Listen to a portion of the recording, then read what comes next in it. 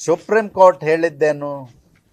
Supreme court ನಿಖರವಾದ ದತ್ತಾಂಶಗಳನ್ನು empirical data ಆಧಾರದಲ್ಲಿ ವರ್ಗೀಕರಣ ಮಾಡಬೇಕು ಅಂತ ಹೇಳಿದರು.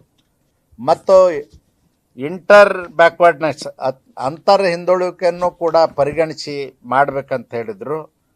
ಅದರ ಸಮಾನರು ಮತ್ತು ಅಸಮಾನರನ್ನ ಒಂದೇ ಪ್ರವರ್ಗದಲ್ಲಿ ತರಬಾರ್ದು ಅಂತಕ್ಕಂಥ ಸೂಚನೆಯನ್ನು ಕೂಡ ಸುಪ್ರೀಂ ಕೋರ್ಟ್ ಹೇಳಿತ್ತು. ಅದರ ಸುಪ್ರೀಂ ಕೋರ್ಟದ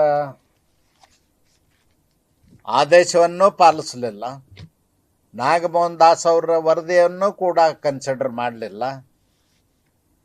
ಅವರು ರಾಜಕೀಯ ತಂತ್ರ ರೂಪಿಸಿ ಇದೊಂದು ರಾಜಕೀಯವಾಗಿ ತೇಪೆ ಹರಿಸ್ತಕ್ಕಂಥ ವರ್ಗೀಕರಣವನ್ನು ಮಾಡಿದ್ದಾರೆ.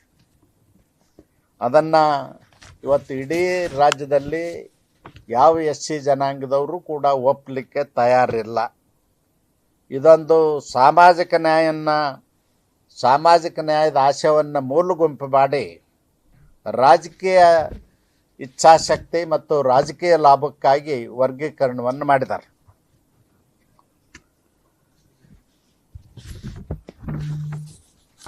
ಮತ್ತು ಸರ್ಕಾರ ಭಾಳ ಗಡಿಬಿಡಿಯಲ್ಲಿ ತರಾತುರಿಯಲ್ಲಿ ಈಗ ರಿಕ್ರೂಟ್ಮೆಂಟ್ ಮಾಡಲಿಕ್ಕೆ ಪ್ರಾರಂಭ ಮಾಡಿದೆ. KPSCಗೂ ಕೂಡ ಡೈರೆಕ್ಷನ್ಸ್ ಕೊಟ್ಟು ಮಾಡಬೇಕು ಅಂಥೇಳಿ ಈಗಾಗಲೇ ಸೂಚನೆಯನ್ನು ಕೊಟ್ಟದ್ರಿಂದ ನೇಮಕಾತಿ ಪ್ರಕ್ರಿಯೆಗಳು ಪ್ರಾರಂಭ ಆಗಿವೆ. ಈ ಗೊಂದಲನೇ ಬಗೆಹರಿದಿಲ್ಲ. ಈ ಗೊಂದಲ ಬಗೆಹರಿಸಲಾರ್ದೇ ಯಾರದೋ ಲಾಭಕ್ಕಾಗಿ ಯಾರಿಗೋ ಲಾಭ ಮಾಡಿಕೊಡೋದಕ್ಕಾಗಿ ರಾಜಕೀಯ ಲಾಭಕ್ಕಾಗಿ ರಿಕ್ರೂಟ್ಮೆಂಟನ್ನು ತರಾತುರಿಯಲ್ಲಿ ಮಾಡ್ತಾ ಇದ್ದಾರೆ. ಅದನ್ನು ನಿಲ್ಲಿಸಬೇಕು ಅಂತ ನಾನು ಒತ್ತಾಯ ಮಾಡ್ತೇನೆ. ಮತ್ತು ಉದ್ಯೋಗ, ಶಿಕ್ಷಣ ಮತ್ತು ಅನುದಾನಕ್ಕೂ ಕೂಡ ಈ ಆದೇಶ ಅನ್ವಯ ಆಗೋ ರೀತಿಯಲ್ಲಿ ಮಾರ್ಪಾಡು ಮಾಡಬೇಕು ಅಂತ ಹೇಳಿ ನಾನು ಒತ್ತಾಯ ಮಾಡ್ತೇನೆ. ಕೇವಲ ಶಿಕ್ಷಣ ಮತ್ತು ಉದ್ಯೋಗಕ್ಕಷ್ಟೇ ಅಲ್ಲ, ಅನುದಾನಕ್ಕೂ ಕೂಡ ಈ ಆದೇಶದ ಅನ್ವಯನೇ ಹಂಚಿಕೆ ಆಗಬೇಕು SCP ಹಣ ಅಂತೇಳಿ ನಾನು ಒತ್ತಾಯ ಮಾಡ್ತೇನೆ. ಇದರ ಜೊತೆಯಲ್ಲಿ ಸಿದ್ದರಾಮಯ್ಯನವ್ರ ಸರ್ಕಾರಕ್ಕೆ ನಾನು ಆಗ್ರಹ ಮಾಡ್ತೇನೆ.